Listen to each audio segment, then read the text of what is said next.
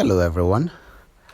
In today's lesson we are going to go over the chord that we started with, which is our major triad. So let's say we are on the key of C. This is our major triad, C major, because it has the root. This is our root, and then this is our third, major third, and then this is our fifth. But if we flat our third, this third, and we make it here, then that becomes C minor. So let's go back to the same C major. So you see we have C major, which is 1, 3, 5, which is Do, Mi, So. So let's assume we decide to add sixth to it. Remember, it's already a C major, but then we have added this sixth note, which is La. So this is now Do, Mi, So, La. Because it is Do, Mi, So, La, this becomes our C major sixth because of the sixth that is added. Remember, we have the sixth note added to this particular chord. So instead of calling this a C major, it is now a C major sixth. But sometimes they can call it C6. The moment you just hear C6, it means C major sixth. But now let's assume that this our major third is a minor third. Then this is going to be called C minor sixth. Because the moment our third becomes a minor third, then that chord is a minor chord. But if our third is a major third, then it is a major chord. So you can call this C sixth or C major sixth. But usually people will call it just C6. But if it is a minor third here, then it will be C minor sixth. So let's go back to the same C major. Let's remove our sixth. So what if it is here? You guess right. This is a major seventh. This because of this seventh note that is here. So this is a major seventh. So you can call this C major seventh, but you have to use the major. You can't just call it C seventh. And I'll tell you why you can't call it a C seventh as we go on. So this is a C major seventh. Remember that if it is here, this is a C sixth, or then this is a C major seventh. But what if this our third is a minor third? Now this is where it gets tricky. If this is a minor chord, it means it's a C minor. But remember that this guy is our major seventh interval. Okay? But now we have a minor. So this is C minor. If I call this C minor seventh, it won't go. So because of this our major seventh interval, so this chord is called C minor major seventh. You know, it's sort of tricky, but C minor major seventh, because of the minor, which is our C chord, which is a minor, and then this major seventh interval that is here makes it a C minor major seventh. So let's bring it back to our C. This is now C major seventh. Now, what if I flat that seventh to this particular one? Now, this is called a C dominant seventh. Now, this particular C dominant seventh can also just be called C seventh. So whenever you hear C seventh, as long as they didn't indicate that it is a major seventh, the moment they just say C seventh, it means that they are telling you it is a C dominant seventh. So this is one very tricky thing that you need to understand. So C seventh is a C dominant seventh, but in some cases they just call it C dominant seventh. You know, it's a dominant seventh. So that's the idea. But now let's say I now have our third. Remember that the moment the third is a minor third, then that chord itself has become a minor chord. So now this is C minor what? This is now C minor seventh.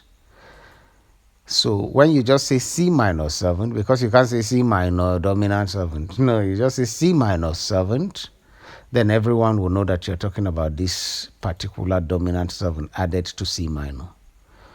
Remember that if it is here, then it is a C minor major 7 because this interval is actually a major 7th interval. But when it is just in this dominant 7th place, then it is just a C minor 7th, and that's all. All right. Let's come back. So we have C major. We have already done major 6th. We have done major 7th. What if then I add this 7, then I add this particular 2 here, which is 9. Remember our extension? Well, they call this C9 because of this 9 that is added. So it is a C9.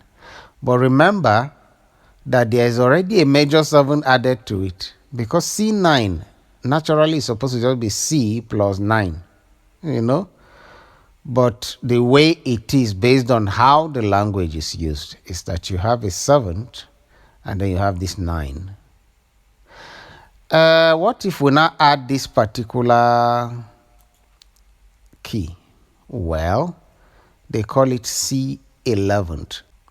What if I add this particular key to it? Then this is a C13th. C13th. So let's go back. We'll just go back to our basic C triad, which is just normal do mi sol.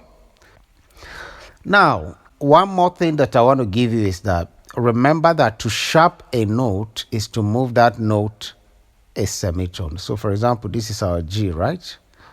If we say sharp 5, because remember that our G is our saw, which is our 5th note. If they say sharp 5, what it means is instead of the G here, you sharp it.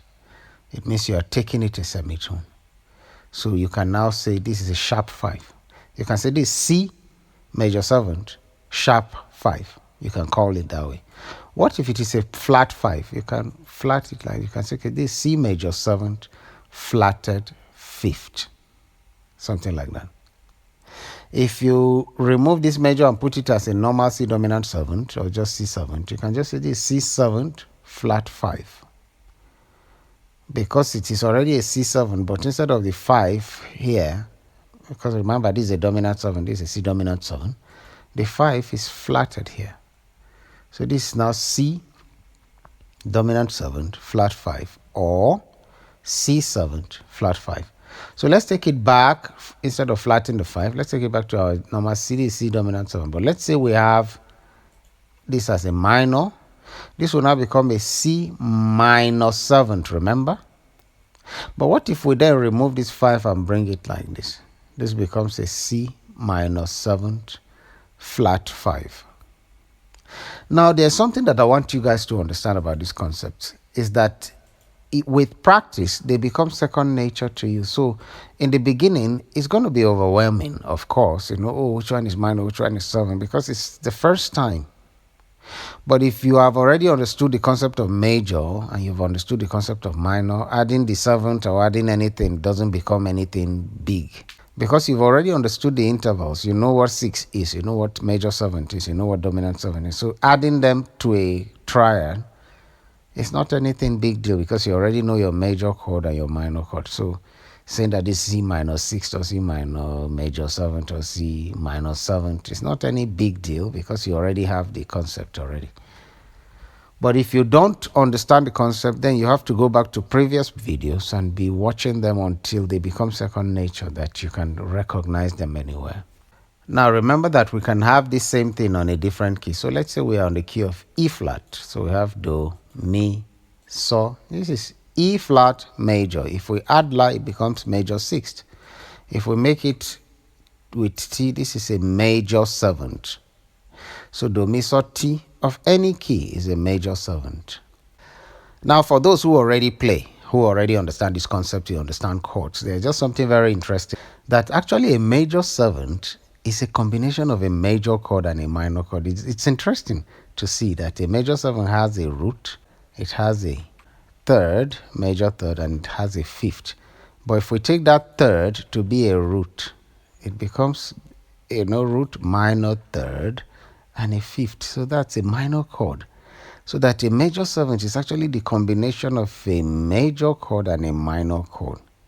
That's such an interesting combination. All right, but that's just it basically. Thank you very much for watching, and bye for now.